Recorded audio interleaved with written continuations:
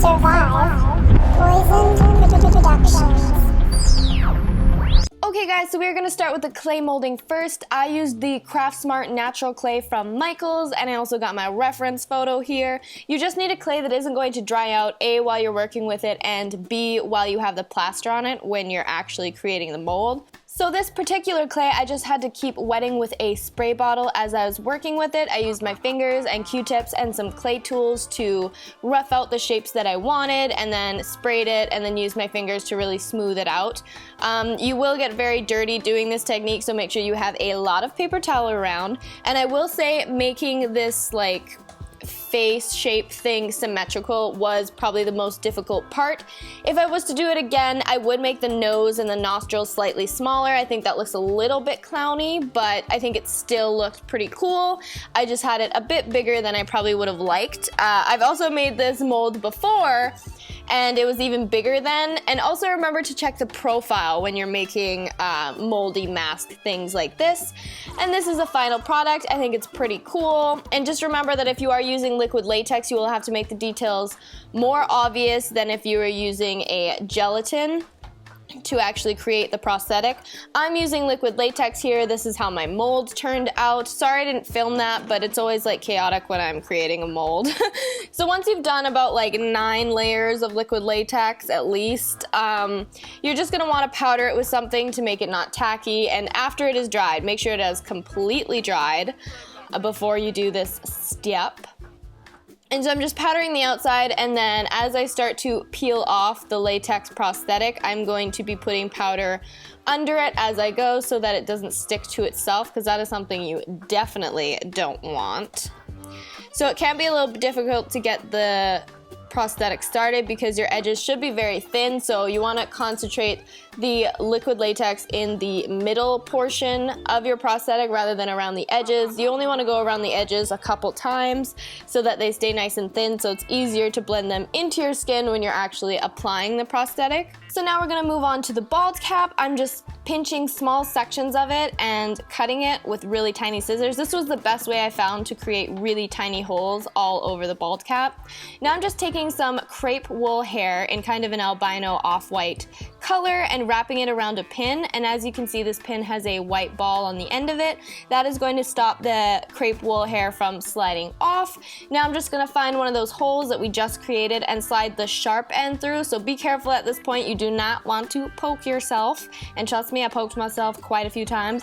You can put a little bit of hot glue on the end of the pin just to dull it if you are scared of poking yourself. So now that it's through, you're just going to pull the sharp end, and that is going to pull that little white ball of the pin through, and it's also going to pull the crepe hair through because these holes are so small that I can't actually fit my fingers through it.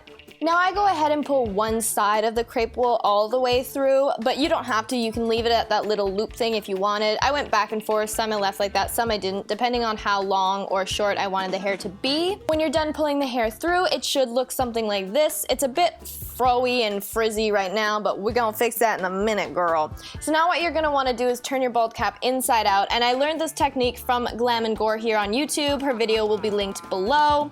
And just to clarify, I am not taking someone else's technique and making it my own. I would never do anything like that. The only reason I show you how I do this interpretation of what she did is because A, I did mine slightly differently. She made her holes a little bit bigger, whereas I made mine smaller, and I thought it was still helpful to see how I used the pin to pull the hair through. And then also I thought it was good to show you guys what you'll see in a second, which is make sure that there are no wrinkles in your bald cap when you add the liquid latex, or it can cause the bald cap to stick together. I just thought it was good to point these things out because they were speed bumps that I had when making my bald cap, but definitely still check her video out.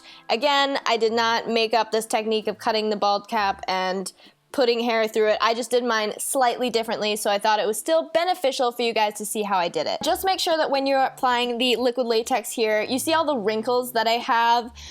Make sure that those aren't there, that it is as flat as possible, because the bald cap can actually end up sticking to itself and you can wreck your bald cap. As you can see, I have adjusted my bald cap here and there are a lot less wrinkles, and so there's no longer a fear of it sticking to itself as it dries. So now I've flipped it back over, and what I'm gonna do is take some gel and go over each individual hair and make it very scraggly. This gel tinted the hair a little bit orange, but honestly you couldn't really tell, but maybe get some clear gel for the future. And it really looks cool, like this wet, like gross, matted looking hair. So now all I'm doing is doing the same technique I did all over my skin in my NYX Face Awards video. If you haven't watched that video for some crazy reason, please head on over there and check it out. But all I'm doing is putting a foundation down for the base and then dabbing on some white face paint with a sponge, and then I'm going to be dabbing on a mixture of pink and brown to get like a dusty rose color, and I'm going to dab that on all over the bald cap. And then I'm going to be doing the same thing with a gray and a like yellowy white foundation after that. So this is also a good thing to remember is when making props for a video, this is how I decided what my skin texture was going to be. I actually got to test it on the prop first, which I recommend doing just because then you have an idea of the paint job that you're actually going to be doing when you start filming. And then I also just stipple on some white powder just to dull the colors so that it looks a little bit more realistic rather than super bright and vivid. And I would also recommend doing the paint job first rather than after you put the hair in. When I did the werewolf the first time, I did paint the bald cap first and then do the hair, but I think this time I was just too excited and got ahead of myself, so that's unfortunate. Now I'm just taking this brown and adding age spots all over the bald cap just to break up the color a little bit, give it a little bit interest, again, more realism. And I just use a small brush and dab it all over, if you know what I mean. I also made my own teeth. Now again, I made 2 sets, so this isn't the one that I ended up using in the mini movie, but I did follow the NYX tutorial pretty closely, so I'll also have their channel linked below. I also used Elomorph plastic, and then I painted it with alcohol paints.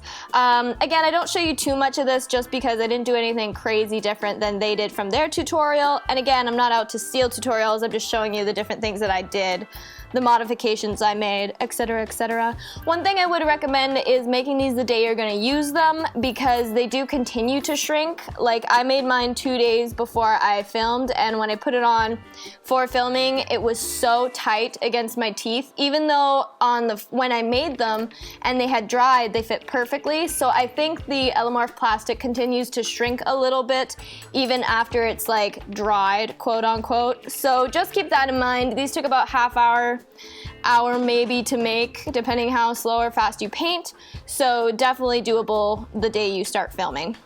And now I'm just cutting up my prison shirt and then ripping it with my hands to make it look a little bit more organic rather than, oh, you obviously just cut this. And then I did decide to cut off the collar, and then there was like kind of a hemming around the sleeves and the bottom of the shirt. Hemming, is that the word I'm looking for? I'm not even sure. And now I did use like makeup dust to dirty the shirt, which I do not recommend because it gets everywhere and it is the devil. So then I tried to soak it in tea and coffee to make it dull, just because any adjustments I do in editing will brighten this already really bright yellow shirt. And it dirtied it a little bit, but overall I think the best thing to do is just use brown and gray face paints or just regular paints and dilute them with water and dirty the shirt that way. It was the most effective personally. I don't think the coffee and tea did that much. It dirtied it a little bit, but not as much as I would have liked.